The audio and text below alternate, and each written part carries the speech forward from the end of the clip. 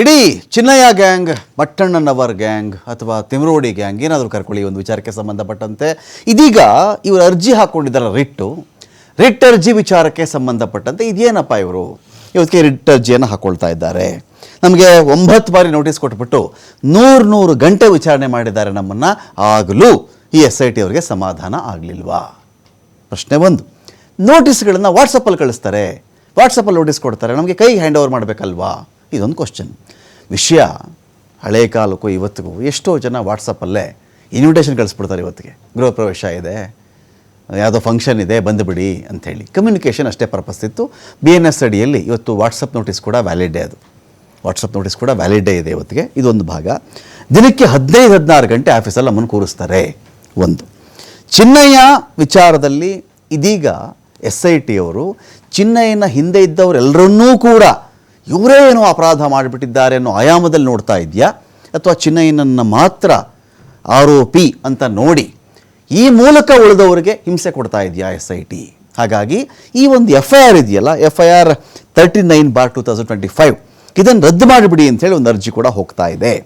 ಹಾಗಾದರೆ ಈ ಒಂದು ಎಂಟೈರ್ ಟೀಮ್ ಏನು ವಿಷಯವನ್ನು ನ್ಯಾಯಾಲಯದಲ್ಲಿ ನ್ಯಾಯಾಧೀಶರ ಗಮನಕ್ಕೆ ತರಕ್ಕೆ ಟ್ರೈ ಮಾಡ್ತಾ ಇದೆ, ವಸ್ತುಸ್ಥಿತಿ ಏನು, SIT ಮಾಡ್ತಾ ಇರೋದೇನು, ಪ್ರೊಸೀಜರಲ್ ವಿಚಾರ ಅಂತ ಬಂದಾಗ ಕರೆಕ್ಟಾಗಿದೆಯಾ ಇಲ್ವಾ, ಎಲ್ಲ ವಿಚಾರಕ್ಕೆ ಸಂಬಂಧಪಟ್ಟಂತೆ ನಾನು ಡಿಬೇಟ್ ಸ್ಟಾರ್ಟ್ ಮಾಡ್ತಾ ಇದ್ದೀನಿ. ಪಾಲ್ಗೊಳ್ಳೋದಕ್ಕೆ ನಮ್ಮೊಂದಿಗೆ ನಾಗರಾಜ್ ಅವರಿದ್ದಾರೆ, ನಿವೃತ್ತ SP.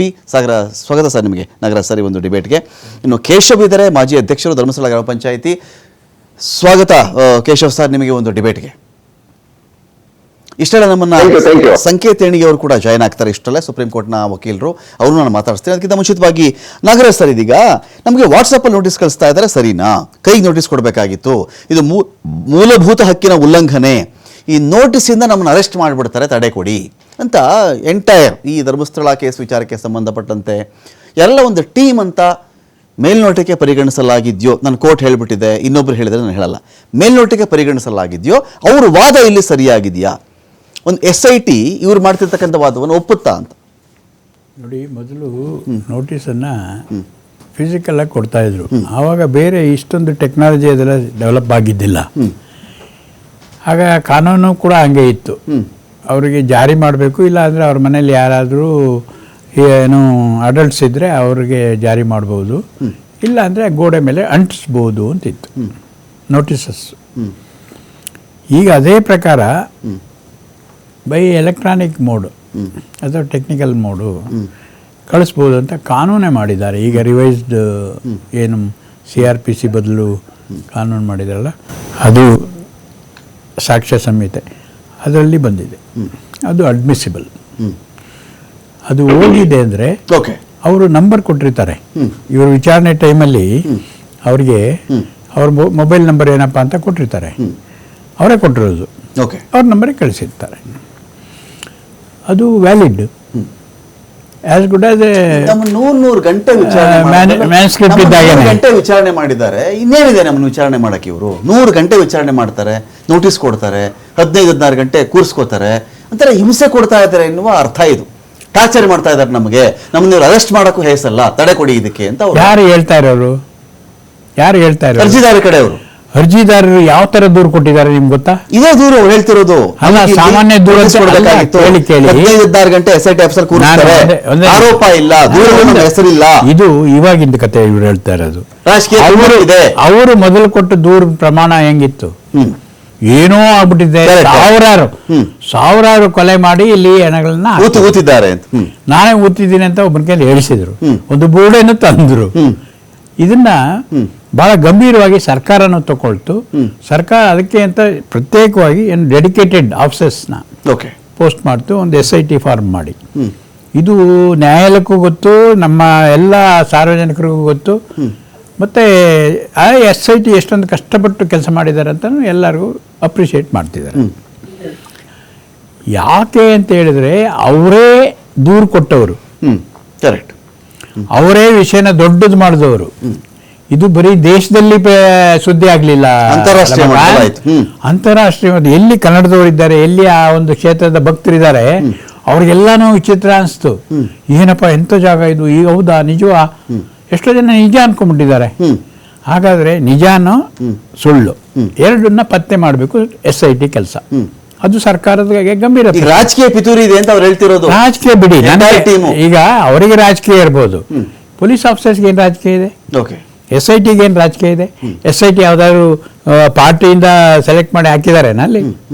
ಪೊಲೀಸಲ್ಲಿ ತರಬೇತಿ ಹೊಂದಿ ಅವರು ಒಂದು ಹುದ್ದೆಯಲ್ಲಿದ್ದು ಅಂಥವ್ರಿಗೆ ಮಾತ್ರ ಆರಿಸಿ ಇನ್ನು ಸರ್ವ್ ಮಾಡೋರಿಗೆ ಹಾಕಿದ್ದಾರೆ. ಯಾರು ನಿವೃತ್ತರಿಲ್ಲ ನನ್ನಾಗೆ. ಓಕೆ, ನಿವೃತ್ತರಾದರೆ ಎಲ್ಲರೂ ಒಂದು ಕಡೆ ಐಡೆಂಟಿಫೈ ಆಗಿರ್ತಾರೆ, ಅಯ್ಯೋ ಸಾಕಾಯ್ತಪ್ಪ ಇನ್ಮೇಲೆ ಸ್ವಲ್ಪ ಚೇಂಜ್ ಮಾಡೋಣ ಕಲರ್ ಅಂತ.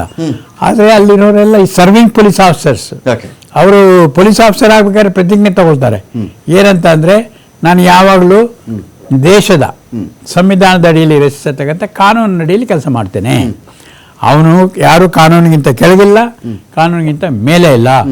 ಯಾವಾಗ ನ್ಯಾಯಾಲಯದ ಒಂದು ಕಾನೂನಿನ ಅಡಿಯಲ್ಲಿ ಅವನು ತಪ್ಪಿತಸ್ಥ ಅಂದರೆ ಅವನ ಮೇಲೆ ಕ್ರಮ ಜರುಗಿಸ್ತೇನೆ, ಇದು ಅವರ ಪ್ರಮಾಣ. ಹಾಗಿದ್ರೆ ಅವರು ಆ ಕೆಲಸ ಮಾಡ್ತಾ ಇದ್ದಾರಂತ ಯಾಕೆ ತಿಳ್ಕೊಬಾರ್ದು ಇವರು? ಯಾಕೆ ಅಂದರೆ ಅವ್ರದೇ ದೂರು ಅಷ್ಟು ಗಂಭೀರವಾದಂಥ ಪ್ರಕರಣ ಅವ್ರ ಪ್ರಕಾರ. ಹಾಗಾದ್ರೆ ಅವರು ಇವತ್ತು ಕೋಆಪರೇಟ್ ಮಾಡದೇ ಇದ್ರೆ ಇನ್ಯಾರನ್ನ ಕೇಳಬೇಕು? ಕೇಶವ್ ಅವರೇ, ನಂದೊಂದು ಪಾಯಿಂಟ್ ಇದೆ ಇಲ್ಲಿ.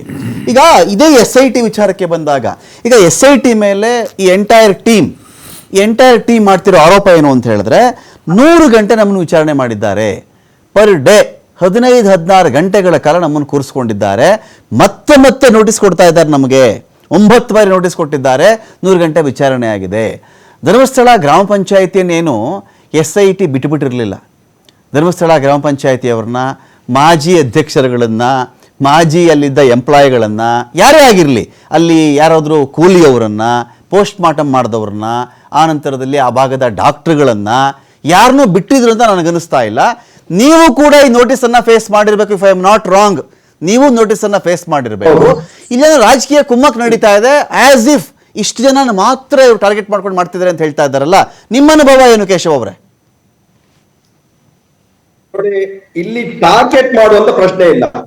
SIT ನೇಮಕವಾದ ಉದ್ದೇಶ ಏನು ಅಂತ ಹೇಳಿದ್ರೆ, ಅಲ್ಲಿ ಏನು ಹೆಣಗಳನ್ನು ಹೂತಿಟ್ಟಿದ್ದಾರೆ ಅಂತ ಹೇಳಿದವನು ಬಂದು ಸತ್ಯವೋ ಸುಳ್ಳು ಅಂತ ಹೇಳುವಂತದ್ದು ಗೊತ್ತಾಗ್ಬೇಕು, ಅದರಲ್ಲಿ ವಿಚಾರಣೆ ಆಗ್ಬೇಕೆಂಬ ದೃಷ್ಟಿಯಿಂದ ಇದನ್ನು SIT ಎಲ್ಲವನ್ನು ಚೆನ್ನಾಗಿ ನಿರ್ವಹಿಸ್ತಾ ಬರ್ತಾ ಇದೆ.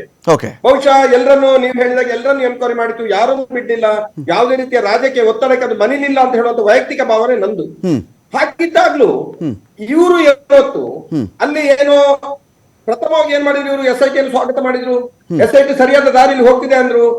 ಇವರಿಗೆ ಬೇಕಾದಾಗ ಏನ್ ಮಾಡಿದ್ರು, ಇವರಿಗೆ ಬೇಕಾದಾಗ ಮಾಡ್ತಾ ಹೋದ್ರು, ಅವನನ್ನು ಮನೆ ಕರ್ಕೊಂಡು ಹೋದ್ರು, ಹೇಳಿಕೊಟ್ರು, ಎಲ್ಲವನ್ನೂ ನಾವು ಹೇಳಿ ಆಗಿದೆ. ಆದ್ರೆ ಈಗ ಯಾಕೆ ಇವರಿಗೆ ಅದರ ಮೇಲೆ ಅಷ್ಟು ಅನುಮಾನ ಬಂತು? SIT ಮೇಲೆ SIT ಯಾಕೆ ತನಿಖೆ ಬೇಡ ಅಂತ ಹೇಳ್ತಿದ್ದಾರೆ? ಸರಿಯಪ್ಪ, ತಪ್ಪು ಮಾಡಿದವರು ಯಾರು? ನಾವು ತಪ್ಪು ಮಾಡ್ಲಿಲ್ಲ, ಇಂಥವ್ರು ತಪ್ಪು ಮಾಡಿದಾರೆ ಅಂತ ಹೇಳಿ ಅವ್ರು ತೋರಿಸ್ಬೇಕಲ್ಲ, ಅದನ್ನು ಅದಕ್ಕೆ ಬೇಕಾದ ಸಾಕ್ಷಿಯನ್ನು ಕೊಡ್ಬೇಕಲ್ಲ. ಸಾಕ್ಷಿ ಕೊಡದೆ ಮೊಬೈಲ್ ನಲ್ಲೇ ಇದೆ ನನ್ನ ಸಾಕ್ಷಿ, ನನ್ನಲ್ಲೇ ಇದೆ, ನಾನು ಇದನ್ನು ಬಿಡುಗಡೆ ಮಾಡ್ತೀನಿ ಅಂತ ಹೇಳಿ ಹಾವಣಿಗ ಬುದ್ಧಿಯೊಳಗೆ ಹಾವನ್ನ ಇಟ್ಟುಕೊಂಡು ಮಾಡಿದಾಗ ಆಟ ಆಡಿದ್ರಲ್ಲ ಇವರು. ಇದು ಏನು ಇದ್ರ ಕಥೆ ಏನು? ಯಾಕೆ ಈಗ ಈ ರೀತಿಯಾಗಿ ಆಟ ಆಡ್ತಿದ್ದಾರೆ? ಅಂದ್ರೆ ಇವರು ಆಟ ಆಡಿದ್ದು ಸರಿ, ಬೇರೆಯವರು ಆಡಿದ್ದೆಲ್ಲ ತಪ್ಪು ಅಂತ ಹೇಳಿ ಇವರ ಭಾವನೆ ಇದೆಯಾ? ಸಮಾಜಕ್ಕೆ ಯಾವ ಸಂದೇಶವನ್ನು ಕೊಡ್ಲಿಕ್ಕೆ ಹೊರಟಿದ್ರಿ ಇವರು? SIT ಸರಿ ಇಲ್ಲ ಅಂತ ಹೇಳಿದ್ರೆ, ಅಥವಾ ತನಿಖಾ ಸಂಸ್ಥೆಗಳು ಸರಿ ಇಲ್ಲ ಅಂತ ಹೇಳಿದ್ರೆ, ಇವರು ಹೇಳಿದಾಗ ಎಲ್ಲವನ್ನು ಮಾಡ್ತದಲ್ಲ ಸರ್ಕಾರ, ಮಾಡಿತಲ್ಲ. ಇನ್ನು ಇದ್ರಲ್ಲಿ ಇವರಿಗೆ ಅನುಮಾನ ಏನು? ಯಾಕೆ ಇವರು ಇದಕ್ಕೆ ಸ್ಟೇ ತರಲಿಕ್ಕೆ ಹೋಗಿದ್ದಾರೆ ಅಂತ ಹೇಳುವಂತದ್ದನ್ನು ಅರ್ಥ ಮಾಡಿಕೊಳ್ಬೇಕಾಗಿದೆ ಸರ್. ಫೈನ್. ಇದೀಗ ಸಂಕೇತ್ ಅಣಗಿ ಸರ್ ನಮ್ಮನ್ನು ಜಾಯ್ನ್ ಆಗಿದ್ದಾರೆ, ಸುಪ್ರೀಂ ಕೋರ್ಟ್ನ ವಕೀಲರು. ಸ್ವಾಗತ ಸಂಕೇತ್ ಅಣಗಿ ಸರ್ ಈ ಒಂದು ಡಿಬೇಟ್ಗೆ. ಸರ್, ನನ್ನ ಪಾಯಿಂಟ್ ಇಲ್ಲಿ ಏನಂದ್ರೆ, ಇಡೀ ಒಂದು ಈ ತಂಡದ ಒಂದು ವಾದ ಅಂತ ನಾವು ಕನ್ಸಿಡರ್ ಮಾಡಿದ್ರೆ, ಆಸ್ ಇಫ್ ಇದರಲ್ಲಿ ಒಂದು ರಾಜಕೀಯ ಕುಮ್ಮಕ್ ನಡೀತಾ ಇದೆ, ಒಂಥರ ಟಾರ್ಚರ್ ಫೀಲ್ ಆದ ರೀತಿಯಲ್ಲಿ ಅವ್ರು ಮಾತಾಡ್ತಾ ಇದ್ದಾರೆ. 100 ಗಂಟೆಗಳ ಕಾಲದ ವಿಚಾರಣೆ ಸಾಕಾಗಲ್ವಾ? 9 ಬಾರಿ ನೋಟಿಸ್ ಕೊಟ್ಟಿದ್ದಾರೆ, ವಾಟ್ಸಪ್ ಅಲ್ಲಿ ನೋಟಿಸ್ ಕೊಟ್ಬಿಡ್ತಾ ಇದ್ದಾರೆ ನಮಗೆ, ಇಂಥ ಒಂದು ವಿಷಯ ಜೊತೆಗೆ ಒಂದು ಪದ ಸೇರಿಸ್ತಾರೆ ಅವರು, ರಾಜಕೀಯ ಕುಮ್ಮಕ್ಕಿನ ಕಾರಣದಿಂದ ಪದೇ ನೋಟಿಸ್ ಕೊಡ್ತಾ ಇದ್ದಾರೆ ಅಂತ. ಮತ್ತೆ ನೋಟಿಸ್, ರಾಜಕೀಯ ಕುಮ್ಮಕ್ಕಿದೆ ಅಂತ. ಈಗ ಒಂದು ಸರ್ಕಾರ ಸರ್, ಈ ಸರ್ಕಾರ ಪಾರ್ಟಿ ಯಾವುದಾದ್ರೂ ಆಗಿರಲಿ, ಈ ಥರ ಒಂದು ದೂರುದಾರರು ಹೋಗಿ ಒಂದು SIT ರಚನೆ ಆಗಬೇಕು, ತನಿಖೆ ಮಾಡಬೇಕು, 100 ಹೆಣ ಹೂತಾಕಿದ್ದೀವಿ, 1000 ಇರಬಹುದು ಅಂತ ಹೇಳಿದಾಗ, ತನಿಖೆ ಕೊಟ್ಟಾಗ ಇದೇ ಸರ್ಕಾರಕ್ಕೆ ಅನೇಕರು ಟೀಕೆ ಮಾಡಿದ್ದು ಹೌದು. ಸೇಮ್ ಸರ್ಕಾರಕ್ಕೇನೆ ಈ ಥರದ್ದು ಮಾಡಬಾರ್ದಾಗಿತ್ತು, ಈ ಹೆಜ್ಜೆ ಇಟ್ಟಿದ್ದು ತಪ್ಪು, ಹಾಗೆ ಹೀಗೆ ಅಂತ. ಸದನದಲ್ಲಿ ಪರಮೇಶ್ವರ್ ಅವರಿಗೆ ಮಾತಾಡ್ತಾರೆ, ನೋಡ್ರಿ ಈ ಥರದೊಂದು ಆರೋಪ ಬಂದಾಗ ತನಿಖೆ ನಡೆಸುವುದು ಒಂದು ಸರ್ಕಾರದ ಒಂದು ಗೃಹ ಇಲಾಖೆ ಜವಾಬ್ದಾರಿ ಆಗಿಬಿಡುತ್ತೆ, ನಾವು ಕೊಟ್ಟಿದ್ದೀವಿ ತನಿಖೆಗೆ. ಇದರಲ್ಲಿ ಅಕಸ್ಮಾತ್ ಅವ್ರು ಹೇಳಿದ್ದ ಆರೋಪ ನಿಜ ಆಯ್ತಾ, ತಪ್ಪಿತಸ್ಥರಿಗೆ ಶಿಕ್ಷೆ ಆಗುತ್ತೆ. ಅಕಸ್ಮಾತ್ ಸುಳ್ಳಾಯ್ತಾ, ಈ ಥರ ಸುಳ್ಳು ಹೇಳಿದವ್ರಿಗೂ ಶಿಕ್ಷೆ ಆಗುತ್ತೆ. ಧರ್ಮಸ್ಥಳ ಫಾರ್ ಎವರ್ ಇಂಥ ಆರೋಪದಿಂದ ಮುಕ್ತವಾಗುತ್ತೆ ಅನ್ನೋ ಮಾತು ಬಂತು. ಈಗ ಇದೇ ಟೀಮು, ಸೇಮ್ ಟೀಮು SIT ತನಿಖೆ ಕೊಟ್ಟಾಗ, ಚಿನ್ನಯ್ಯನನ್ನ ಎಸ್ಕಾರ್ಟ್ ಮಾಡಿದಾಗ, ಗುಂಡಿ ಆಗಿಸಿದಾಗ ಎಲ್ಲ ಚೆನ್ನಾಗಿದ್ದಂಥ SIT all of a sudden notice ಕೊಟ್ಬಿಟ್ರು, ವಿಚಾರಣೆ ಮಾಡಿದ್ರು ಅಂದ ತಕ್ಷಣ ಯಾವ ರೀತಿಯಲ್ಲಿ ರಾಜಕೀಯ ಕುಮ್ಮಕ್ಕಿಂದ ಪ್ರೇರಿತವಾಗಿದೆ ಅಂತ ಹೇಳ್ಬೋದು ಸರ್ ಇವರು? ಒಂದ್ಸಲಿ SIT ಅಂತ ಬಂದಾಗ ಅವರು ಎಲ್ಲ ದೃಷ್ಟಿಕೋನಗಳಿಂದ ತನಿಖೆ ಮಾಡಬೇಕಾಗುತ್ತೆ. ಒಂದು ಈ ಕಂಪ್ಲೇಂಟ್ ಹೇಳುವ ವಿಚಾರಗಳಾಗ್ಲಿ ಅಥವಾ ಲಭ್ಯವಾಗಿರುವಂತ ಮಾಹಿತಿಗಳಾಗ್ಲಿ, ಊರಲ್ಲಿರುವಂತ ಬೇರೆ ಬೇರೆ ಮಾಹಿತಿಗಳ ಆಧಾರದ ಮೇಲೆ, ಸ್ಥಳ ತನಿಖೆ ಮಾಡಿದಾಗ ಅಲ್ಲಿ ಸಿಕ್ಕಿರುವ ಆಧಾರದ ಮೇಲೆ, ಹಾಗೂ ಇನ್ನಿತರ ಸಾಕ್ಷಿಗಳು ಏನೇನು ಸಿಗ್ತವೆ ಅದ್ರ ಎಲ್ಲದರ ಆಧಾರದ ಮೇಲೆ ಅವರು ತನಿಖೆ ಮಾಡಬೇಕಾಗ್ತದೆ.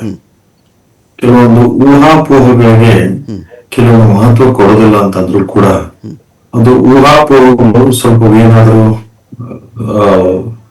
ಸಮಗ್ರವಾಗಿದ್ದಲ್ಲಿ ಅಥವಾ ಒಂದು ಕಡೆಗೆ ಏನಾದ್ರೂ ಆರೋಪದ ಬಗ್ಗೆ ಸೂಚಿಸ್ತಾ ಇದ್ದಲ್ಲಿ ಅದನ್ನು ಕೂಡ ಸತ್ಯಾಸತ್ಯತೆ ಬಗ್ಗೆ ತನಿಖೆ ಮಾಡ್ಬೇಕಾಗ್ತದೆ. ಹಾಗಾಗಿ ಈಗ SIT ಅವರು ಮಾಡ್ತಾ ಇರೋ ತನಿಖೆ ಇದು ಸಮಗ್ರ ತನಿಖೆ. ಅದು ಒಂದ್ ಆಂಗಲ್ ನಿಂದ ಅಂತ ಹೇಳಕ್ ಆಗೋದಿಲ್ಲ, ಎಲ್ಲ ಆಂಗಲ್ ನಿಂದ ಮಾಡ್ತಾ ಇರೋದು. ಅವರಿಗೆ ಫ್ರೀ ಹ್ಯಾಂಡ್ ಕೊಡಲಾಗಿದೆ ಅಂತ ಗೃಹ ಸಚಿವರು ಲೆಜಿಸ್ಲೇಟಿವ್ ಸೆಷನ್ಸ್ ನಲ್ಲೇ ಹೇಳಿರುವಂತದ್ದು. ಹಾಗಿದ್ದಾಗ ಅವರ ತನಿಖೆಗೆ ನಾವು ಬಿಟ್ಕೊಡ್ಬೇಕು. Independence of the investigation or independence for the investigation officer should not be interfered by in any other process unless it is arbitrary or it is without application of mind, or if there is any evidence to show that ಅವರು ಏನಾದ್ರು ಯಾರನ್ನಾದ್ರೂ target ಮಾಡ್ತಾ ಇದ್ರೆ ಉದ್ದೇಶಪೂರ್ವಕವಾಗಿ ಅಥವಾ ಸರಿಯಾದ procedure follow ಮಾಡ್ತಾ ಇಲ್ಲ ಅಂದಿದ್ರೆ ಮಾತ್ರ.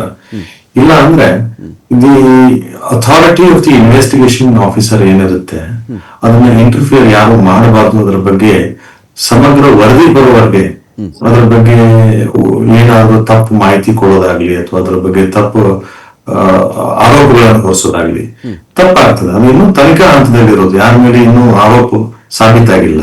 ತನಿಖಾ ಹಂತದಲ್ಲಿದ್ದಾಗ ಯಾರು ಸರಿನೋ ಯಾರು ತಪ್ಪು ಅನ್ನೋದಕ್ಕಿಂತ ಯಾರು ಸರಿನೋ ಯಾರು ತಪ್ಪು ಅನ್ನೋದು ಗೊತ್ತಾಗೋದು ತನಿಖೆ ಆದ ನಂತರ ಮಾತ್ರ. ಅಲ್ಲಿವರೆಗೆ ಎಲ್ಲರೂ ಅದರಲ್ಲಿ ಪಾತ್ರ ಮಾಡಿದ್ದಾರೆ ಮಾಡಿಲ್ಲ ಅನ್ನೋಕ್ಕಿಂತ, ಮತ್ತೆ ಇನ್ನೊಂದಿದೆ ಕ್ರಿಮಿನಲ್ ಜೂರಿಸ್ಪ್ರುಡೆನ್ಸ್ ನಲ್ಲಿ, till the guilt is proved every accused is innocent, presumed to be innocent ಅಂತ. ಅಂದ್ರೆ ಈ ಅಂತಿಮ ವರದಿ ಬಂದ ನಂತರ ಕೂಡ ಅದರಲ್ಲಿ ಚಾರ್ಜ್ ಶೀಟ್ ಹಾಕಿದ್ರು ಕೂಡ ಎಲ್ಲ ಆರೋಪಿ ತಪ್ಪಿತಸ್ಥ ಅಂತ ಅನ್ನೋಕ್ ಬರೋದಿಲ್ಲ. ಆರೋಪಿ ಟ್ರಯಲ್ ಆದ ನಂತರ ತಪ್ಪಿತಸ್ಥ ಅಲ್ಲಂತನೂ ಪ್ರೂವ್ ಆಗ್ಬೋದು ಅಥವಾ ತಪ್ಪಿತಸ್ಥ ಅಂತಾನೂ ಪ್ರೂವ್ ಆಗ್ಬೋದು. But till the guilt is proved is presumed to be innocent ಅಂತ ಇದೆ. ಹಾಗಿದ್ದಾಗ ಯಾರೋ ತಾವೇ ಮೇಲೆ ಹೇಳ್ಕೊಂಡು ನಾವೇ ಆರೋಪಿ ನಾವೇ ತಪ್ಪಿತಸ್ಥರು ಅನ್ಕೊಳ್ಳೋದು ಈ ಹಂತದಲ್ಲಿ ಪೂರ್ವಾಗ್ರಹ ಪೀಡಿತ ಅಂತ ನನ್ಗೆ ಅನಿಸ್ತದೆ. ಅದು ಅನ್ಕೊಳ್ಳೋದು ಬೇಕಾಗಿಲ್ಲ. ಬಟ್ ತನಿಖೆಗೆ ಅವಕಾಶ ಮಾಡಿಕೊಟ್ಬಿಟ್ರೆ ಸರಿ ಹೋಗ್ತಿತ್ತು ಅಂತ ನನ್ನ ಅಭಿಪ್ರಾಯ. ಫೈನ್.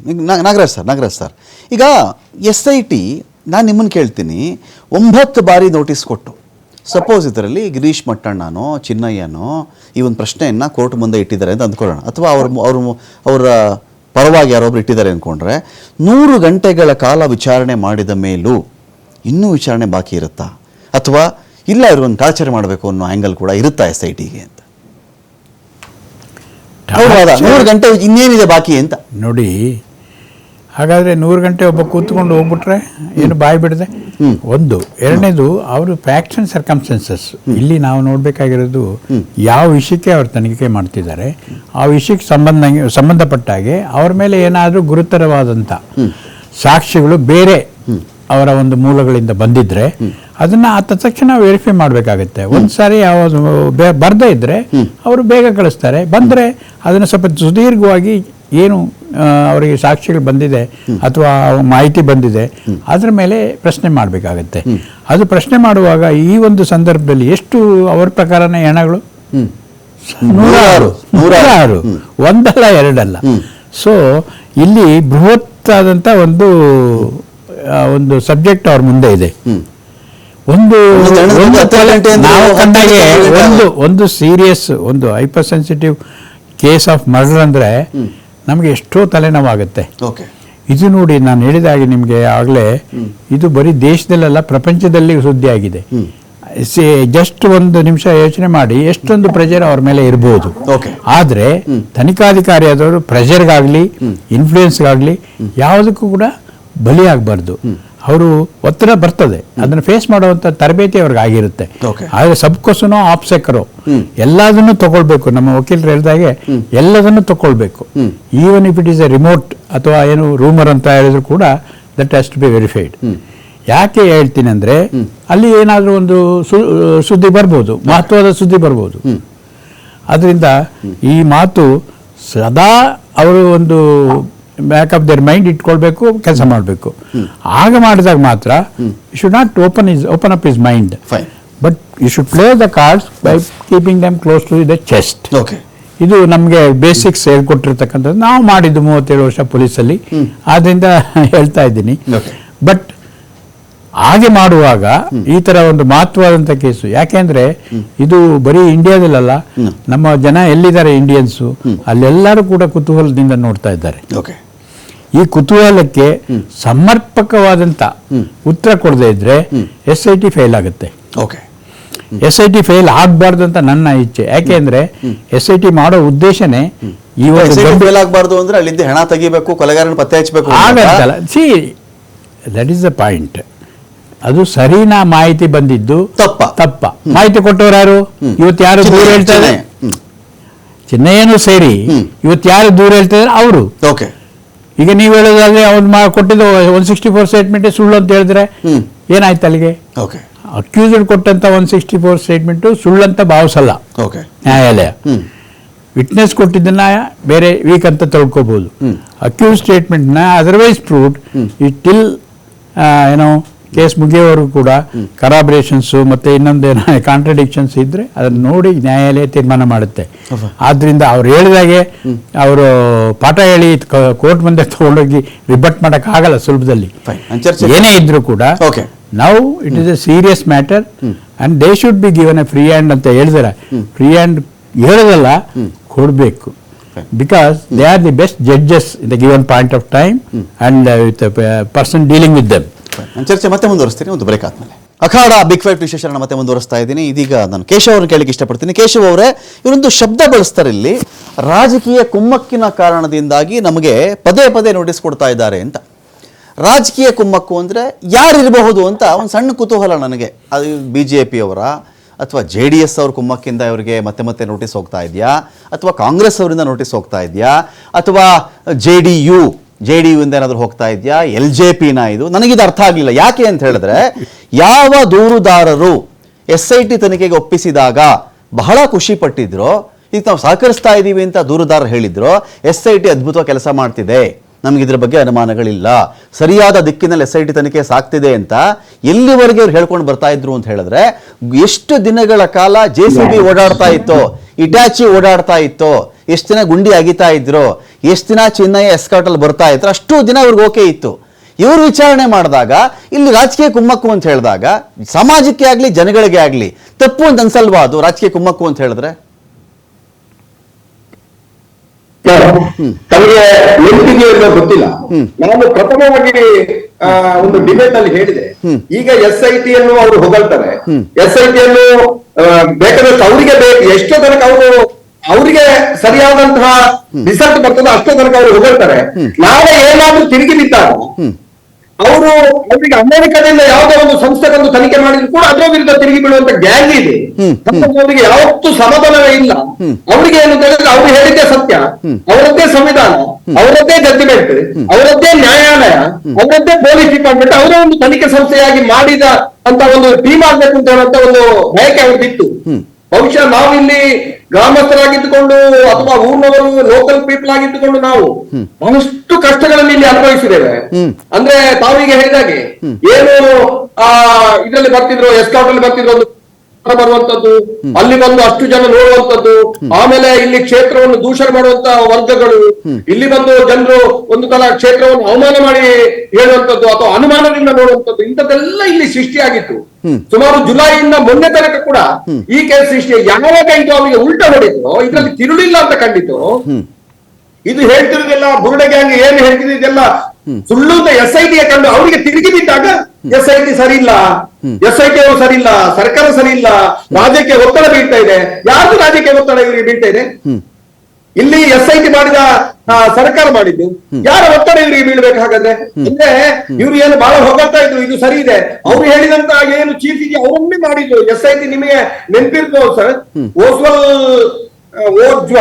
ಬಹುಶಃ ನಾನು ಅವ್ರ ಹೆಸರು ಮರ್ತೋದೆ, ಇಬ್ರು ಲಾಯರ್ಸ್ ಲೆಟರ್ ಬರೀತಾರೆ, ಏನೋ ಸರ್ಕಾರಕ್ಕೆ ಲೆಟರ್ ಬರೀತಾರೆ, ಇಂಥವರೇ ಮಾಡ್ಬೇಕು, ಚೀಫ್ ಆಗಿ ಮೊಹಂತಿ ಸರೇ ಇರ್ಬೇಕು ಅಂತ ಹೇಳಿ ಅವರೇ ಬರ್ದಂತ ಇದು, ಅವರನ್ನೇ ನೇಮಕ ಮಾಡಿದ್ದು. ಈಗ ಅವರ ಮೇಲೆ ಇವರು ಡೌಟ್ ಮಾಡಿದಾಗೆ ಅಲ್ವಾ? ಆ ವಕೀಲರುಗಳು ಎಲ್ಲಿದ್ದಾರೆ ಈಗ? ಈಗ ಯಾಕೆ ಇವರು ಸ್ಟೇಗೆ ಹೋಗ್ತಿದ್ದಾರೆ? ಸರಿಯಾಗಿ ತನಿಖೆ ಆಗ್ಲಿ. ನಮ್ಮ ನಿವೃತ್ತ SP ಸರ್ ಹೇಳಿದಾಗೆ ತನಿಖೆ ಆದಾಗ ತಾನೇ ಇದು ಹೊರಗೆ ಬರುದು. ನಮ್ಮ ವಕೀಲರು ಹೇಳಿದಾಗ ಈಗ ಸರಿಯಾಗಿ ವಿಚಾರಣೆ ನಡೆದಾಗ ಅಲ್ಲಿ ಎವಿಡೆನ್ಸ್ ಇದೆಯಾ ಇಲ್ಲ ಮತ್ತೆ ಬರ್ಬೇಕಲ್ಲ. ಇವರಿಗೆ ಈಗ ಯಾಕೆ ಬಯಸುವಾಗಿ ಏನು ಬಂಧನ ಮಾಡ್ತಾರೆ ಅಂತ ಇವರಿಗೆ ಅನಿಸಿತು? ನೀವು ವಿಚಾರಣೆಗೆ ಬರೋದಿದ್ರೆ ನಿಮ್ಮನ್ನು ಬಂಧನ ಮಾಡ್ಬೇಕಾಗ್ತದೆ ಅಂತ ಹೇಳುವಂತ ನೋಟಿಸ್ ಅನ್ನು SIT ಕೊಟ್ಟಿದೆ. ಇವರು ಅದನ್ನು ಅರ್ಥ ಮಾಡ್ಕೊಂಡು ನಮ್ಮನ್ನೇ ಬಂಧನ ಮಾಡ್ಲಿಕ್ಕೆ ಹೊರಟಿದ್ದಾರೆ ಅಂತ ಯಾವ ಅರ್ಥದಲ್ಲಿ ಹೇಳ್ತಾ ಇದ್ದಾರೆ? ಅಥವಾ ಇವರಿಗೆ ಅದರಲ್ಲಿ ಕ್ಲೂ ಸಿಕ್ಕಿದ? ಈಗಿದ್ದಾಗ ನಾವು ಅನುಮಾನ ಮಾಡಬೇಕಾಗಿದ್ದು ಇದೇ ಗ್ಯಾಂಗ್ ಅನ್ನೇ. ಈಗ ಇಲ್ಲಿ ಇವರ ಹಿನ್ನೆಲೆ ಏನು, ಇವರು ಯಾಕೆ ಇದರಲ್ಲಿ ಇನ್ವಾಲ್ವ್ ಆದ್ರು, ಇವರು ಏನು ಹೇಳ್ತಿದ್ದಾರೆ ಅಂದ್ರೆ ಸಮಾಜಕ್ಕೆ ಯಾವ ಸಂದೇಶವನ್ನು ಕೊಡ್ಲಿಕ್ಕೆ ಇವರು ಹೊರಟಿದ್ದಾರೆ ಅಂತ ಹೇಳುವುದನ್ನು ಇವತ್ತು ನಾವು ಅರ್ಥ ಮಾಡ್ಕೊಳ್ಬೇಕಾಗಿದೆ. ಬುದ್ಧಿವಂತ ಜನರಿಗೆ ಇದೆಲ್ಲ ಅರ್ಥ ಆಗಿದೆ, ಆದ್ರೂ ಕೆಲವು ವರ್ಗದವರಿಗೆ ಇನ್ನೂ ಕೂಡ ಇದು ಅರ್ಥ ಆಗಿಲ್ಲ. ಅವರು ಇನ್ನೂ ಕೂಡ ಹೇಳಿ ಸರ್, ಎಲ್ಲಿ 100 ಹೆಣಗಳನ್ನು ಹೂತಾಕಿದ್ರೆ ಇನ್ನು ಬಂದು ಹೇಳಿ, ಅವರು ತೋರಿಸ್ಲಿ, ಅವರೇ ಬಂದು ತೋರಿಸ್ಲಿ. ಅತ್ಯಾಚಾರ ತೋರಿಸಿ.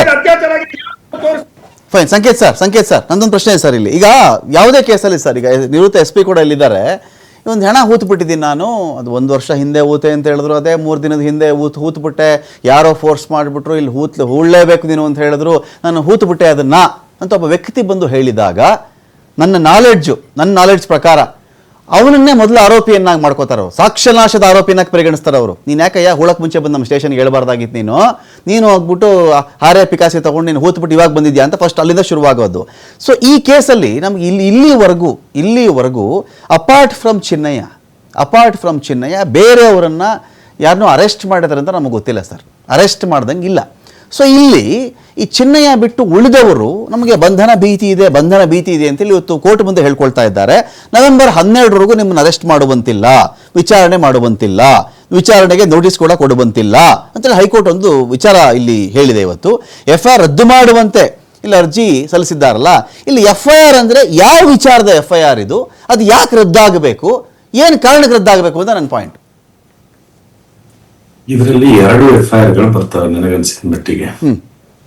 ಒಂದು, ಈ ಚಿನ್ನಯ್ಯ ಅಥವಾ ಅನಾಮಿಕ ಅಂತ ಏನ್ ಹೇಳ್ತಾ ಇದ್ದಾರೆ ಮೊದಲು, ಅಥವಾ ಆತರ ಹೇಳ್ತಿದ್ರು, ಆ ಮನುಷ್ಯ ಕೊಟ್ಟಿರುವಂತ ಕಂಪ್ಲೇಂಟ್ ಒಂದು.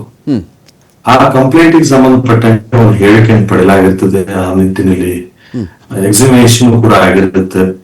ಬೇರೆ ಬೇರೆ ಹಂತಗಳಲ್ಲಿ ಅದು ನಡೀತಾ ಇರುವಂತ ತನಿಖೆ, ಇದು ಒಂದು. ಆ ತನಿಖೆಯ ಮುಂದುವರಿದ ಭಾಗವಾಗಿ ಅವನ ಜೊತೆಗೆ ಯಾರ್ಯಾರು ಸಂಪರ್ಕದಲ್ಲಿದ್ದಾರೆ ಅಥವಾ ಯಾರ್ಯಾರ ಅದರ ಪಾತ್ರದ ಬಗ್ಗೆ ಅವನು ಹೇಳ್ತಾನೆ, ಆ ಮಾಹಿತಿ ಆಧಾರದ ಮೇಲೆ ಬೇರೆಯವರು ಸಂಬಂಧಪಟ್ಟಂಗ ನೋಟಿಸ್ ಅನ್ನು ಇಶ್ಯೂ ಮಾಡಿ ಆ ಕಾರ್ಯದಲ್ಲೂ ಕೂಡ ಅವರು ತನಿಖೆಯನ್ನು ಮಾಡ್ತಾ ಇರುವಂತದ್ದು, ಇದು ಒಂದು. ಇದಲ್ಲದೆ ಅವನ ಹೇಳಿಕೆ ಏನಾದ್ರು ಸುಳ್ಳು, ಅವನ ಹೇಳಿಕೆ ಮೋಸದಿಂದ ಕೊಟ್ಟಿರ್ತದೋ ಅಥವಾ ತಪ್ಪು ದಾರಿಗೆ ಇಳಿಯುತ್ತದೋ ಅಥವಾ ದುರುದ್ದೇಶದಿಂದ ಕೊಟ್ಟಿದ್ದಾನೆ ಅಂತ ಏನಾದ್ರೂ ಮಾಹಿತಿ ಸಿಕ್ಕಲ್ಲಿ ಇನ್ನೊಂದು FIR ಅನ್ನು ರಿಜಿಸ್ಟರ್ ಮಾಡಲಾಗ್ತದೆ. ಆ FIR ದಲ್ಲಿ ಅವನನ್ನ ಆರೋಪಿ ಮಾಡಲಾಗ್ತದೆ. ಯಾರು ಕಂಪ್ಲೇಂಟ್ ಮೊದಲು ಕೊಟ್ಟಿದ್ರು ಅಥವಾ ತಪ್ಪು ದಾರಿಗೆ ಎಳೆದಿದ್ರು, ಅವ್ರ ದುರುದ್ದೇಶದಿಂದ ಕೂಡಿತ್ತು ಅಂತ ನಾವೇನ್ ಹೇಳ್ತೀವಿ, ಅವ್ರನ್ನು ಕೂಡ ಆರೋಪಿ ಅಂತ ಮಾಡಲಾಗ್ತದೆ. ಜೊತೆಗೆ ಆ ಕೇಸಿಗೆ ಸಂಬಂಧಪಟ್ಟಂಗೆ ಅವನಿಗೆ ಬೇರೆ ಬೇರೆಯವ್ರದ್ದು ಯಾರ ಪಾತ್ರ ಇದೆ ಅಂತ ಅಲ್ಲಿ ತನಿಖಾ ಹಂತದಲ್ಲಿ ಗೊತ್ತಾದಾಗ ಅವ್ರನ್ನ ಒಬ್ಬೊಬ್ಬರನ್ನೇ FIR ದಲ್ಲಿ ಆಡ್ ಮಾಡ್ತಾ ಹೋಗ್ತಾರೆ. ಆರೋಪಿಗಳ ಸ್ಥಾನದಲ್ಲಿ ಅವ್ರಿಗೆ ನೋಟಿಸ್ ಕೊಡ್ತಾರೆ ಅಥವಾ ಮಾಹಿತಿಯನ್ನು ಪಡೆಯಲಾಗ್ತದೆ, ಅವ್ರ ಪಾತ್ರದ ಬಗ್ಗೆ ಮಾಹಿತಿ ಕಲೆಕ್ಟ್ ಮಾಡಲಾಗ್ತದೆ. ಎಲ್ಲದರ ಆಧಾರದ ಮೇಲೆ ಅವ್ರನ್ನು ಕೂಡ ಆರೋಪಿ ಅಂತ ಮಾಡಲಾಗ್ತದೆ, ಇದು ಒಂದು. ಈಗ ಮೊದಲನೇ ಕೇಸ್ ನಲ್ಲಿ ಈಗ ಎಷ್ಟು ಜನ ಆರೋಪಿ ಆಗಿದ್ದಾರೋ ಏನು ನನಗಿನ್ನೂ ಮಾಹಿತಿ ಇಲ್ಲ. ಅವ್ರನ್ನ ಎಲ್ಲ ಇದ್ರಲ್ಲಿ ನೋಟಿಸ್ ಕೊಟ್ಟಿರ್ಬೋದು, ಬಟ್ ಎಷ್ಟು ಜನ ಆರೋಪಿಗಳನ್ನು ಮಾಡಿದ್ದಾರೆ ಅಂತ ಮಾಹಿತಿ ಇಲ್ಲ, ಇದು ಒಂದು. ಎರಡನೇ ಕೇಸ್ ಅಂತ ನಾನು ಏನ್ ಹೇಳ್ತಾ ಇದ್ನಲ್ಲ, ಅದರ ಮುಂದುವರೆದ ಭಾಗವಾಗಿ ಏನ್ ನಡೀತಾ ಇದೆ ಅಂತ ಹೇಳ್ತಿದ್ರು. ಇದರಲ್ಲಿ ಸಾಕಷ್ಟು ಜನರಿಗೆ ಆಗಾಗಲೇ ನೋಟಿಸ್ ಅನ್ನು ಕೊಟ್ಟಿದ್ದಾರೆ. ಆ ನೋಟಿಸ್ ಅನ್ನ ಪಡೆದುಕೊಂಡವರು ಇವತ್ತು ಕೋರ್ಟ್ ಮುಂದೆ ಹೋಗಿರೋಂಥದ್ದು. ಅವ್ರು ಕೆಲವು ಜನ ಹೇಳ್ತಾ ಇರೋದು, ನಮಗೆ ಇದು ನಾನ್ ಕಾಗ್ನಿಸಬಲ್ ಅಫೆನ್ಸ್, ಇದು ನಾನ್ ಕಾಗ್ನಿಸಬಲ್ ಅಫೆನ್ಸ್ ಇದ್ದಾಗ ಇದಕ್ಕೆ ಸಂಬಂಧಪಟ್ಟಂಗೆ ತನಿಖೆ ಆಗಬೇಕು ಅಂದ್ರೆ ಒಂದು ಕೂಲಂಕುಷವಾಗಿ ಆದೇಶ ಆಗಿರ್ಬೇಕು ಮ್ಯಾಜಿಸ್ಟ್ರೇಟ್ ಕೋರ್ಟ್ ನಿಂದ. ಈ ಕೇಸ್ ನಲ್ಲಿ ಮ್ಯಾಜಿಸ್ಟ್ರೇಟ್ ಕೋರ್ಟ್ ನಿಂದ ಆರ್ಡರ್ ಆಗದೆ ಇರೋದ್ರಿಂದ ಇದರಲ್ಲಿ ಇನ್ವೆಸ್ಟಿಗೇಷನ್ ಮಾಡೋದಕ್ಕೆ ಅಧಿಕಾರ ಇಲ್ಲ ಪೊಲೀಸರಿಗೆ ಅನ್ನೋದು ಒಂದು ವಾದ ಆಗಿತ್ತು.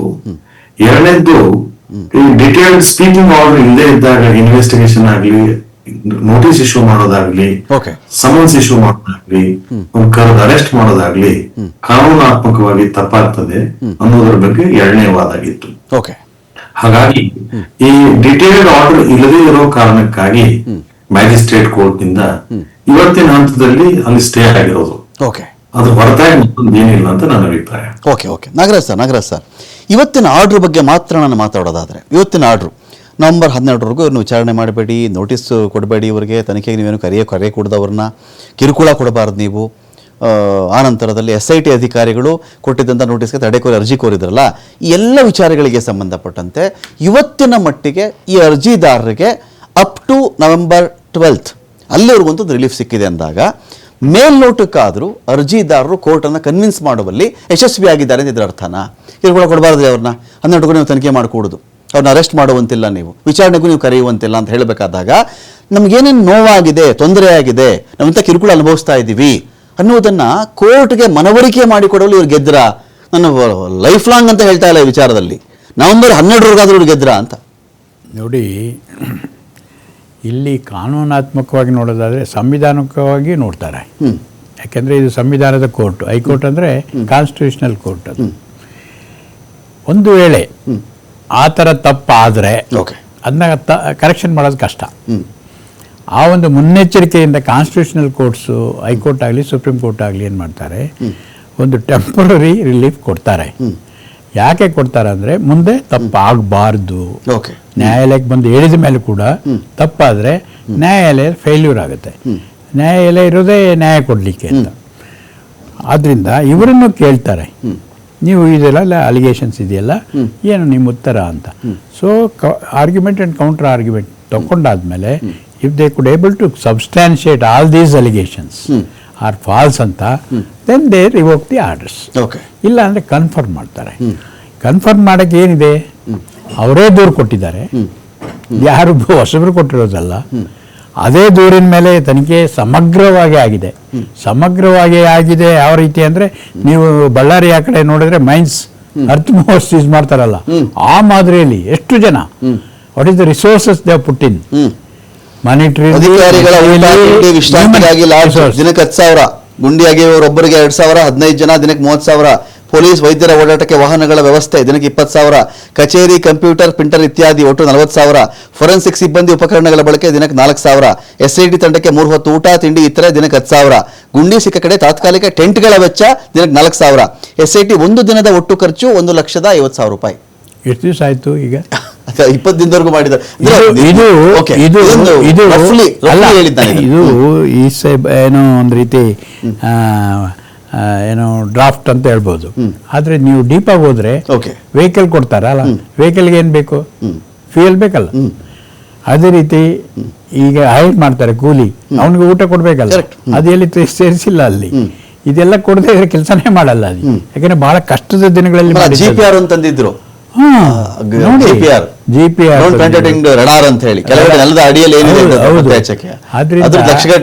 ಇದು I think is A very bald, may be brief ಇದು ಕೊಟ್ಟಿರೋದು. ನಮ್ಮನ್ನ ಮೆಚ್ಚಿಸ್ಲಿಕ್ಕೆ ಬೇಕು. ಆದ್ರೆ ನೀವು ಡೀಪ್ ಆಗಿ ಹೋದ್ರೆ ಟ್ರೆಜರಿ ಬೆಂಚಲ್ಲಿ ಹೋಗಿ ನೋಡಿದ್ರೆ, ಟ್ರೆಜರಿಯಲ್ಲಿ ನೋಡಿದ್ರೆ ಗೊತ್ತಾಗುತ್ತೆ ಎಷ್ಟು ದುಡ್ಡು ಮಾಡಿದ್ದಾರೆ ಅಥವಾ ಕೊಟ್ಟಿದ್ದಾರೆ ಸರ್ಕಾರ ಅಂತ. ಅದು that a part. It is not a money. ಮನಿಗೆಲ್ಲ ಇಲ್ಲಿ ಬೆಲೆ. ಇಲ್ಲಿ ಗುರುತರವಾದಂಥ ಆರೋಪ ಇದೆ, ಅದನ್ನ telecast, it is the state subject. ಯಾಕೆಂದ್ರೆ ಎಲ್ಲ ನಾಗರಿಕರು ಯಾವ ರೀತಿ ಅಲ್ಲಿ ತಿಳ್ಕೊಂಡಿದ್ದಾರೆ ಅಂತಂದ್ರೆ, ಧರ್ಮಸ್ಥಳಕ್ಕೆ ಹೋದ್ರೆ ರಕ್ಷಣೆ ಇಲ್ಲ ಅನ್ನೋ ಟೈಪ್ ಆಗಿದೆ. ಇದು ಗಂಭೀರವಾದಂಥ ಪ್ರಶ್ನೆ. ಅದಕ್ಕೆ ಎಷ್ಟು ಬೆಲೆ ಕೊಟ್ರೆ ನೀವು ವಾಪಸ್ ತಗೊಂಡು ಬರಕಾಗ್ತದೆ? ಆ ಅಭಿಪ್ರಾಯ ಸ್ಪ್ರೆಡ್ ಆಗಿದೆ. ಈಗ ಪೇಪರ್ ಹರಿದು ನೀವು ಚೆಲ್ಲಿದ್ದೀರಾ, ಮಾನನಷ್ಟಕ್ಕೆ ಅದೇನೆ ಪೇಪರ್ ಹರಿದು ಚೆಲ್ಲಿದ್ದೀರಾ, ಒಂದು ಮಾಡಕ್ಕಾಗತ್ತೇನೆ? ಈಗ ಎಷ್ಟು ದುಡ್ಡು ಖರ್ಚು ಮಾಡಿದ್ರು ಕೂಡ ಒಂದು ಮಾಡ್ಲಿಕ್ಕೆ ಆಗಲ್ಲ.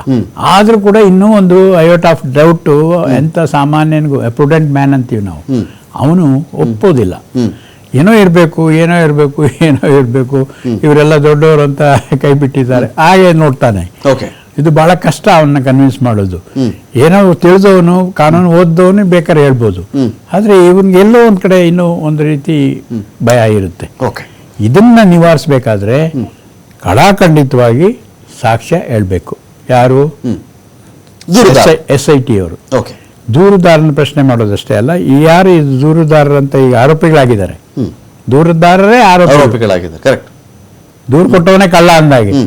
ಸೊ ಅದು ಕೂಡ ತನಿಖೆ ಸಮಗ್ರವಾಗಿ ಆರೋಪಿ ಅಂತ ಇಲ್ಲಿ ನ್ಯಾಚುರಲ್ ಆಗಿ ಯಾವ ಅಲ್ಲಿಂದನೇ ಶುರುವಾಗುತ್ತಲ್ಲ. ಮುಗ್ಧ ಅವೆಲ್ಲ ಆಮೇಲೆ ಕಥೆಗಳವು. ಹೌದು, ಡಿಸ್ಟ್ರಾಯಿಂಗ್ ಎವನ್ ಅಂತಾರೆ ಕೆಲವರು, ಎವನ್ ಅಂತಾರೆ ಸರ್, ಅನಾಹುತವನ್ನ ಎವನ್ ಮಾಡ್ತಾರೆ ಫಸ್ಟ್ ಅಂತ.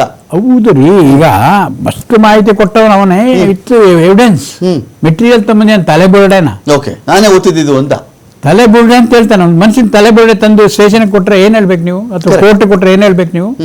ನೆಗ್ಲೆಕ್ಟ್ ಮಾಡ್ಬೇಕಾ? ನಾನು ಬೇರೆ ಯಾರು ಹೇಳಿದ್ದು ನನಗೆ ನೆಗ್ಲೆಕ್ಟ್ ಮಾಡ್ಬೇಕು, ಉಳಿಸ್ಬಿಟ್ಟು ನೆಗ್ಲೆಕ್ಟ್ ಮಾಡ್ಬೇಕು, ಎದುರಿಸಿದ್ರು ನನಗೆ. ನೆಗ್ಲೆಕ್ಟ್ ಮಾಡಕ್ಕಾಗಲ್ಲ.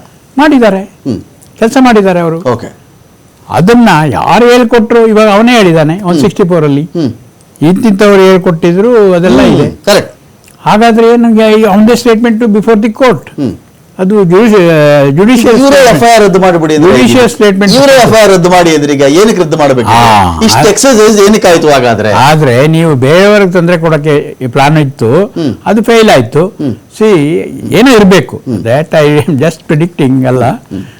ಆಗಿದ್ರೆ ನಾನು ಬೇರೆಯವ್ರಿಗೆ ತೊಂದರೆ ಕೊಡ್ಬೇಕಂತ ದೂರು ಕೊಟ್ಟೆ, ಅದು ಫೇಲ್ ಆದ್ಮೇಲೆ ಹೇಗಾದ್ರೂ ನಾನು ಎಸ್ಕೇಪ್ ಆಗ್ಬೇಕಲ್ಲ ಅನ್ನೋ ಟೈಪು ರೆಡಿ ಇದ್ದನು ರೆಡಿ ಇರಬೇಕು ಅಂತ.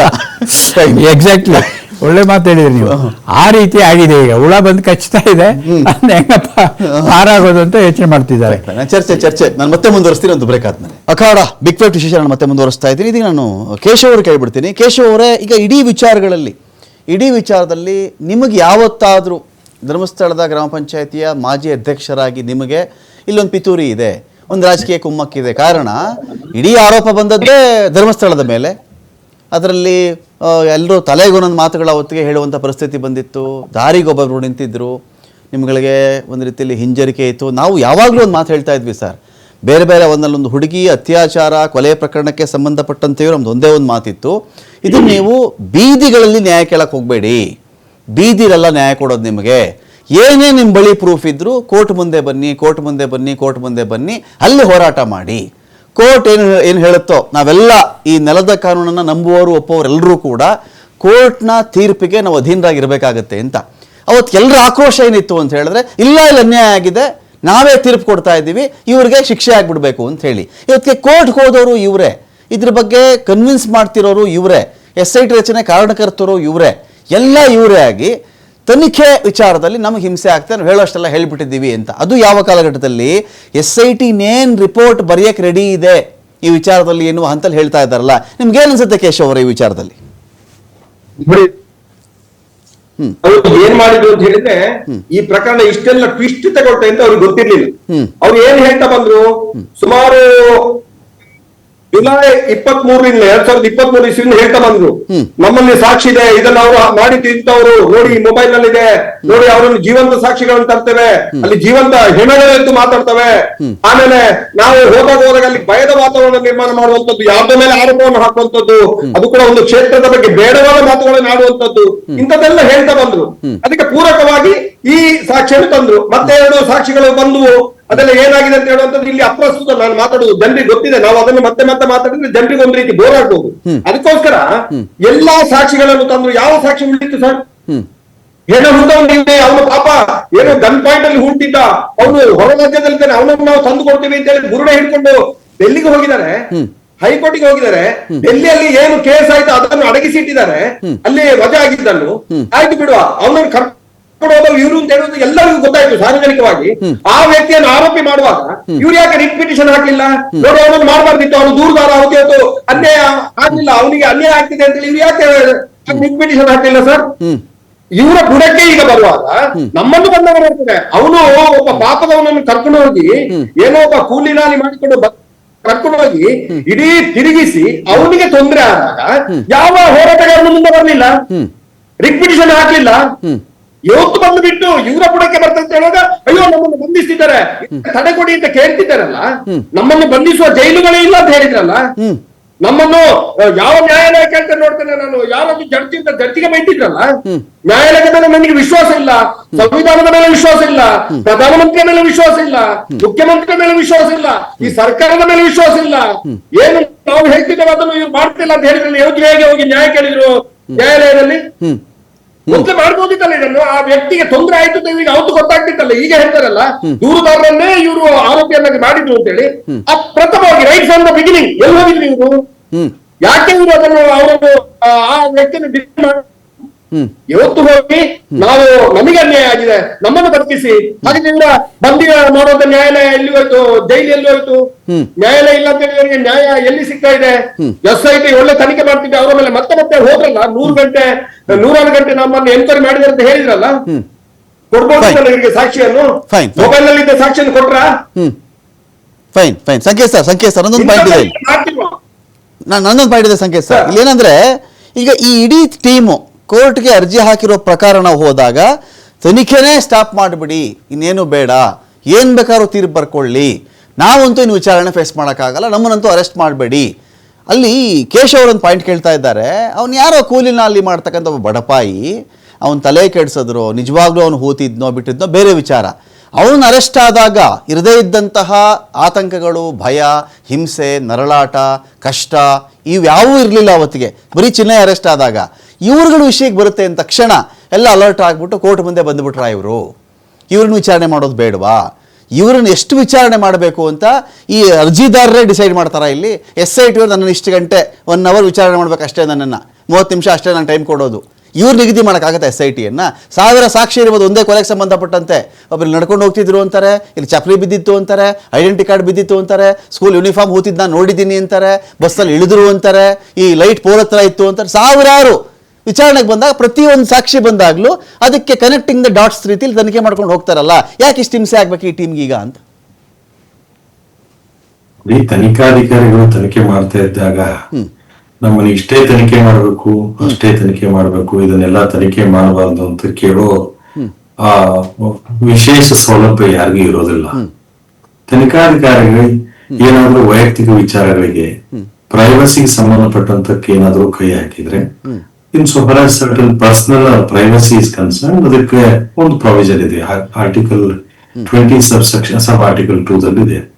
No person shall be compelled to be the witness against himself. ಅಷ್ಟಕ್ಕೆ ಮಾತ್ರ ಪ್ರೊಟೆಕ್ಷನ್ ಇದೆ.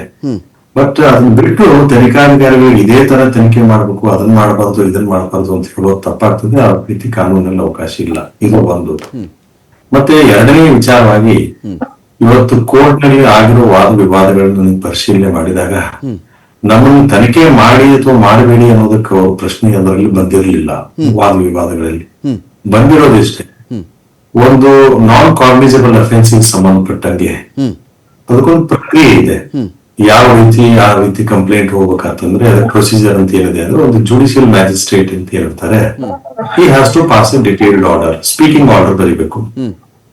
ಆ ಸ್ಪೀಕಿಂಗ್ ಆರ್ಡರ್ ಆಧಾರದ ಮೇಲೆ ತನಿಖೆ ಆಗಬೇಕು.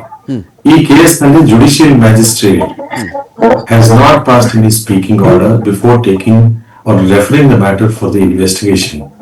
ಹಾಗಿದ್ದಾಗ procedure followed by the magistrate is erroneous, ತಪ್ಪಾಗಿದೆ, ಲೋಪದೋಷಗಳಿಂದ ಕೂಡಿದೆ. ಅವ್ರದ್ದು ಎಂಡ್ ರಿಸಲ್ಟ್ ಅದೇ ಇರಬೇಕು, ತನಿಖೆ ಮಾಡಬಾರ್ದು ಅನ್ನೋದು. ಅದರಲ್ಲಿ ಏನು ಹೇಳೋದು ಬೇಕಾಗಿಲ್ಲ. ಅಥವಾ ತಮ್ಮ ವಿರುದ್ಧ ಮುಂದುವರಿಬಾರ್ದು ತನಿಖೆ, ಅದೇ ಇರ್ತದೆ ಕನ್ಕ್ಲೂಷನ್, ಅದನ್ನ ಸ್ಟೇ ಮಾಡಿಸಿ ಅನ್ನೋದೇ ಇರ್ತದೆ. ಬಟ್ ಅವರು ಮಾಡಿರೋ ವಾದ ಏನಿರ್ತದೆ ಬೇರೆ ಬೇರೆ ಹಂತದಲ್ಲಿ ಬೇರೆ ಬೇರೆ ಬಣ್ಣದ ಲೇಪಗಳು ಇರ್ತಾವೆ, ನಿಮ್ಗೆಲ್ಲ ಗೊತ್ತಿರೋಂಥದ್ದು. ನಾವು ನೇರವಾಗಿ ವಕೀಲರಿದ್ದವ್ರು ಹೇಳಲ್ಲ ಕೋರ್ಟ್ ಮುಂದೆ, ನಾವು ತಪ್ಪಿತಸ್ಥರು ಅನ್ನೋದಾಗ್ಲಿ ಅಥವಾ ಮತ್ತೊಂದಾಗ್ಲಿ ನಾವು ಹೇಳಲ್ಲ. ನಾವು ಹೇಳೋ ರೀತಿ ಬೇರೆ ಇರ್ತದೆ. ಕಾನೂನಿನಲ್ಲಿರುವ ಲೋಪದೋಷಗಳನ್ನ ಎತ್ತಿ ಹೇಳಕ್ ಶುರು ಮಾಡ್ತೀವಿ, ಪ್ರಕ್ರಿಯೆಯಲ್ಲಿರುವಂತ ಲೋಪದೋಷಗಳನ್ನ ಎತ್ತಿ ಹೇಳಕ್ ಪ್ರಯತ್ನ ಮಾಡ್ತೀವಿ.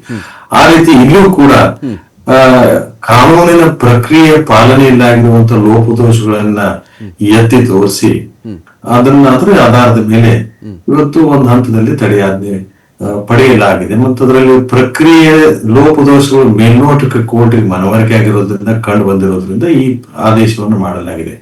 ಅದರ ಅರ್ಥ ಇವರು ತಪ್ಪಿತಸ್ಥರು ಅಂತಲ್ಲ, ತಪ್ಪಿತಸ್ಥರ ಅಲ್ಲನು ಅಂತಲ್ಲ, ಅದೆಲ್ಲ ತಪ್ಪಿತಸ್ಥರು ಹೌದು ಅಲ್ವ ಅನ್ನೋದು ಬಂದು ಗೊತ್ತಾಗೋದು ತನಿಖೆ ಆಧಾರದ ಮೇಲೆ ನಂತರ.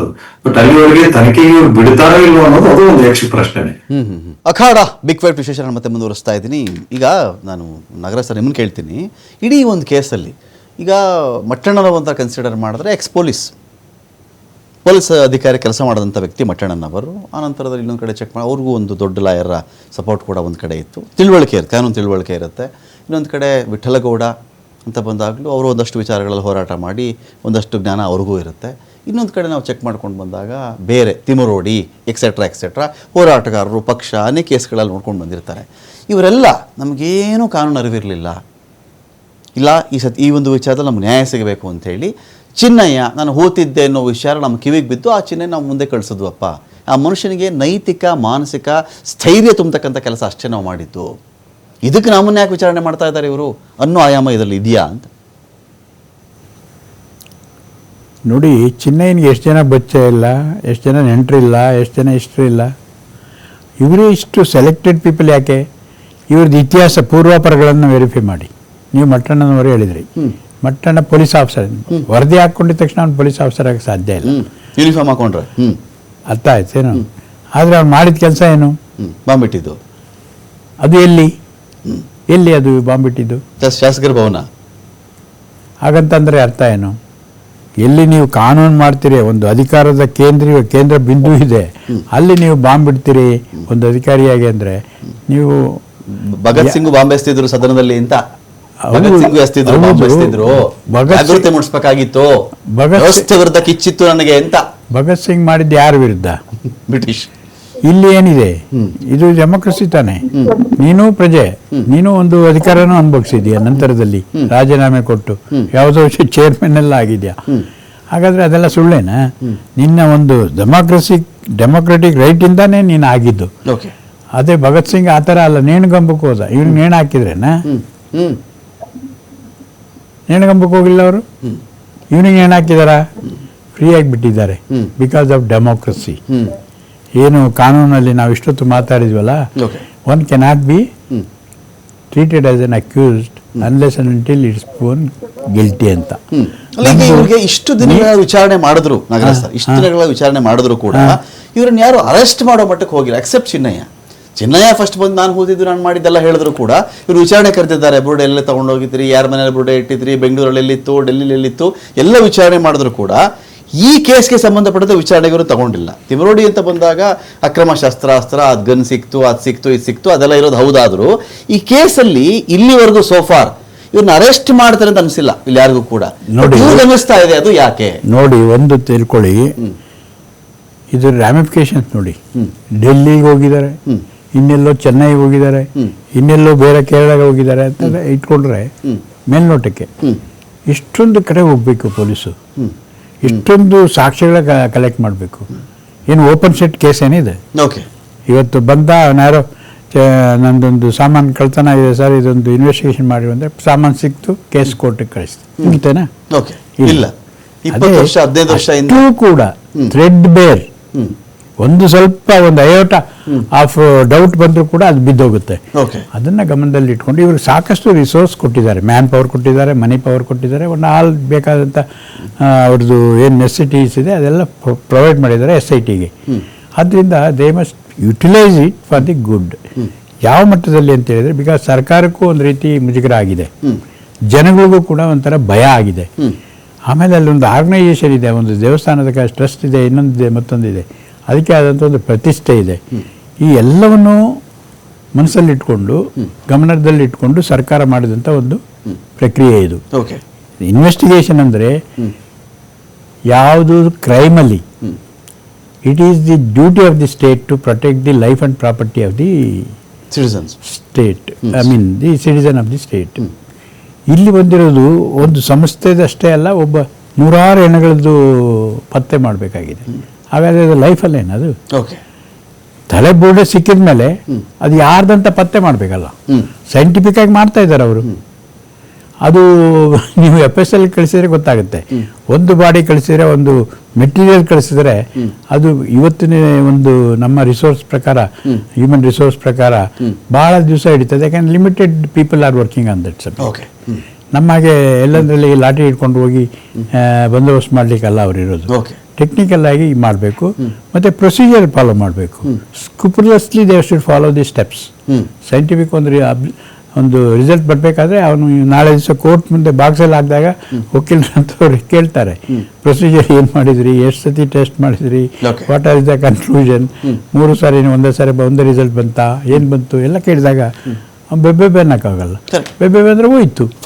ಈಗ ಕೇಶವ್ ಅವರೇ, ಈ ಇಡೀ ವಿಚಾರದಲ್ಲಿ ಈಗ ಇವ್ರು ಏನೋ ಹಾಕೊಂಡಿದ್ದಾರೆ, ನವೆಂಬರ್ 12 ವಿಚಾರಣೆಯನ್ನು ಮುಂದೂಡಿದೆ. ಸಾವಿರಾರು ಹೆಣ, ನೂರಾರು ಹೆಣ ಈ ಥರ ಹೂತಿದ್ದಾರೆ, ಸಿಕ್ಕಿದೆ, ಸಿಗುತ್ತೆ, ಆಗಿದ್ರೆ ಸಿಕ್ಕಿಬಿಡುತ್ತೆ, ಅವ್ರು ನೆನಪಿದೆ, ಅವರೆಲ್ಲ ಈ ಘೋರಗಳನ್ನು ನೋಡಿದ್ದಾರೆ ಅಂತೆಲ್ಲ ಬಂದಾಗ ಯಾರಾದರೂ ಕೂಡ ಸಣ್ಣ ವ್ಯಕ್ತಿಯಾಗಿ ದೊಡ್ಡ ವ್ಯಕ್ತಿಯಾಗಲಿ 100 ಹೆಣ ಅಂತ ಅಂದ್ಕೊಳ್ಳೋಣ ಕೇಶವ್ ಅವರೇ, 100 ಹೆಣ, ಒಂದೊಂದು ಹೆಣ. ಈಗ ಏರ್ ಇಂಡಿಯಾ ಟ್ರಾಜಿಡಿ ಆಯಿತು. ಆ ಟ್ರಾಜಿಡಿ ಆದಾಗ ಅಲ್ಲೆಲ್ಲ ಮನುಷ್ಯರು ಸುಟ್ಟು ಕರಕಲಾಗ್ಬಿಟ್ಟಿದ್ರು.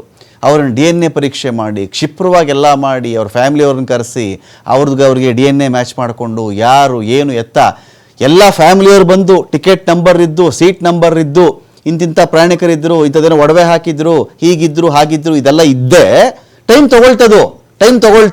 20 ವರ್ಷದ ಹಿಂದೆ, ಇನ್ನೂ ಮಾಡ್ತಾ ಇದ್ದಾರೆ. 20 ವರ್ಷದ ಹಿಂದೆ ಕಥೆ ಇದು. ಈಗ ಅವ್ರು ಯಾರು ಕಡೆಯವರು ಅಂತ ಅವ್ರು ಪತ್ತೆ ಹಚ್ಚಕ್ಕೆ ಟೈಮ್ ಬೇಕಾಗುತ್ತೆ ಅಂದಾಗ ಇವ್ರಿಗೆ ಒಂದು 3 ತಿಂಗಳ ವಿಚಾರಣೆ ತುಂಬಾ ತೀವ್ರವಾಗೋಯ್ತು ಅಂತ ಅನಿಸ್ತಾ ಇದೆಯಾ ಅಂತ.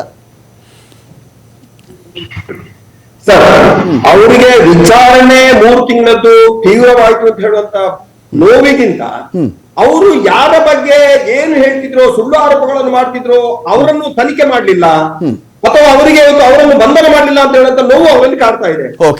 ಬಹುಶಃ ಇಲ್ಲಿ ಏನು ಅಂತ ಹೇಳಿದ್ರೆ, ಯಾರಾದ್ರೂ ಸುಮ್ಮನೆ ಹೋಗಿ ಒಬ್ಬರನ್ನು ಅರೆಸ್ಟ್ ಮಾಡ್ಬೇಕು, ನಾವು ಹೇಳಿದ ಕೂಡಲೇ ಅವರನ್ನು ಬಂಧಿಸಬೇಕು ಅಂತ ಹೇಳಲಿಕ್ಕೆ ಬರ್ತದೆ ಸರ್? SIT ಅವರ ನಿರೀಕ್ಷೆ ಏನಿತ್ತು ಅಂತ ಹೇಳಿದ್ರೆ, ನಾವು ತನಿಖೆ ಮಾಡಿದ ಕೂಡಲೇ ಕೆಲವರನ್ನು ಬಂಧಿಸ್ತದೆ, ಅವರನ್ನು ಕೋರ್ಟಿಗೆ ಹಾಜರುಪಡಿಸ್ತಾರೆ, ಅವರನ್ನು ಅರೆಸ್ಟ್ ಮಾಡ್ತಾರೆ, ನಾವು ಹೇಳಿದ್ದೆ ಸತ್ಯ ಆಗ್ತದೆ ಅಂತ ಹೇಳುವಂತ ಭಾವನೆ ಅವರಲ್ಲಿ ಇತ್ತು. ಇವರು ಅವರಿಗೆ ಯಾವುದೋ ನೋವು ಇಲ್ಲ, ಅವರಿಗೆ ಇರುವಂತ ನೋವು ಇದು ನಾವು ಮಾಡಿದ ಏನ್ ಹೇಳ್ತಾರೆ, ನಾವು ತೋಡಿದ ಗುಂಡಿಗೆ ನಾವೇ ಬಿದ್ದದ್ದು ಅಂತ ಹೇಳಿ ಅವರಿಗೆ ಅನಿಸ್ತು.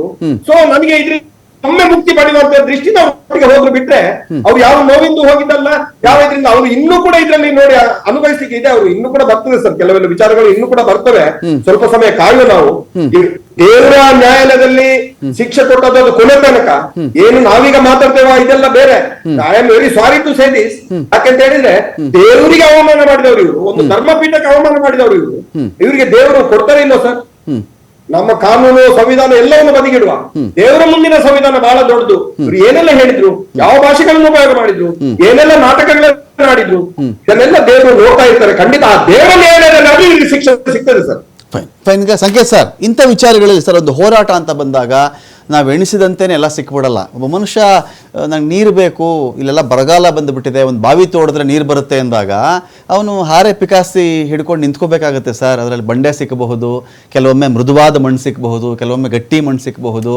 ಎಲ್ಲೋ ಗಂಗೆ ಕಂಡುಬಿಟ್ಲು, ನೀರು ಕಲ್ಲು ಸಿಕ್ತಿಲ್ಲಿ ಅನ್ನೋ ಮಟ್ಟಕ್ಕೆ ಹೋಗ್ಬೇಕು ಅಂದರೆ ಕೆಲವೊಮ್ಮೆ 100 ಅಡಿ ಆಗುತ್ತೆ, ಕೆಲವೊಮ್ಮೆ 150 ಅಡಿನೂ ಆಗಬಹುದು. ಸೊ ಹಾಗಿದ್ದಾಗ ಇಲ್ಲಿ ಕೇಶವ್ ಅವರು ಒಂದು ಮಾತು ಹೇಳ್ತಾ ಇದ್ರು, ಯಾರನ್ನ ಮನಸ್ಸಲ್ಲಿ ಇಟ್ಕೊಂಡು ಇವರು ಈ ಒಂದು ಆರೋಪಗಳನ್ನು ಮಾಡಿದ್ರೋ ಇವರ ಎಣಿಕೆಯಂತೆ ಅಲ್ಲಿ ಯಾರ್ದು ಬಂಧನ ಆಗಲೇ ಇಲ್ಲ. ಆ ಥರದ್ದು ಬಂಧನ ಆಗಬೇಕು ಅಂದಾಗ ಆ ಬಂಧನಕ್ಕೆ ಕನ್ವಿನ್ಸ್ ಮಾಡುವ ರೀತಿಯಲ್ಲಿ ಇವ್ರು ಏನಾದರೂ ಕೊಡಬೇಕಾಗಿತ್ತು. ಯಾವ ಕೇಸ್ ಆದರೂ ಅಷ್ಟೇ ಸರ್, ಇಷ್ಟೇ ವಾದ. ಇಲ್ಲಿ ನಾನು ತೀರ್ಮಾನ ಮಾಡೋಕ್ಕಾಗಲ್ಲ, ಇನ್ನೊಬ್ರು ತೀರ್ಮಾನ ಮಾಡೋಕ್ಕಾಗಲ್ಲ. ಕೋರ್ಟ್ ಮುಂದೆ ಕನ್ವಿನ್ಸ್ ಮಾಡೋದಷ್ಟೇ ಈ ದೇಶದ ನ್ಯಾಯ ವ್ಯವಸ್ಥೆಯಲ್ಲಿ ಇರ್ತಕ್ಕಂಥ ಆಪ್ಷನ್ ನಮ್ಮ ಮುಂದೆ. ಅದು ಬಿಟ್ಟುಬಿಟ್ಟು ಸೋಷಿಯಲ್ ಮೀಡಿಯಾ ಕಮೆಂಟಲ್ಲಿ ನಾನೇನೋ ಮಾತಾಡ್ತೀನಿ, ಯಾವ ಸುದ್ದಿ ಬಂದರೂ ಅದಕ್ಕೆ ಇದೇ ಕಮೆಂಟ್ ನಾನು ಸೇರಿಸ್ತೀನಿ, ಇದ್ರ ಬಗ್ಗೆ ಮಾತಾಡಿ, ಇದ್ರ ಬಗ್ಗೆ ನಾವೇನು ಮಾತಾಡ್ಕೊಂಡ್ರು ಕೂಡ ಡಿಸೈಡ್ ಮಾಡೋದು ಕೋರ್ಟೆ. ಹಾಗಿದ್ದಾಗ ಇವರಲ್ಲಿ ದುಡುಕ್ತಾ ಇದ್ದಾರಾ ಅಂತ ನೋಡಿ. ಕೇಶವ್ ಅವರು ಮಾಡ್ತಾ ಇರೋದು ಕೂಡ ಒಂದು ಆರೋಪನೆ.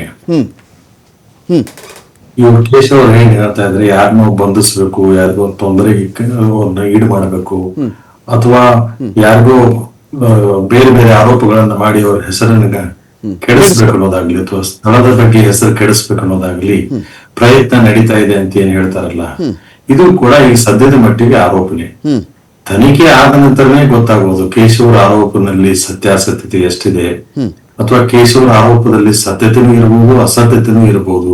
ಅದು ಬರೀ ಆರೋಪವಾಗಿನೂ ಉಳಿಬಹುದು, ಅಥವಾ ಕೇಶವರ ಆರೋಪದಲ್ಲಿ ಹುರುಳಿಲ್ಲ ಅಂತ ಹೇಳಿ ಅಥವಾ ಅದು ಸತ್ಯಾಸತ್ಯತೆಗೆ ಬಹಳ ಹತ್ತಿರವಾಗಿರುವಂತಹ ವಿಚಾರಗಳು ಇದಾವೆ ಅಂತನೂ ಬರ್ಬೋದು, ಅಥವಾ ಏನೂ ಇಲ್ಲ ಅಂತನೂ ಬರ್ಬೋದು. ಅಂದ್ರೆ ಸದ್ಯದ ಮಟ್ಟಿಗೆ ತನಿಖೆಯ ಆಧಾರದ ಮೇಲೆನೆ ನಾವು ಏನಾದ್ರೂ ಮಾಹಿತಿಯನ್ನ ಪಡೆದುಕೊಂಡು ಒಂದು ತೀರ್ಮಾನ ತೆಗೆದುಕೊಳ್ಬೇಕಾಗ್ತದೆ.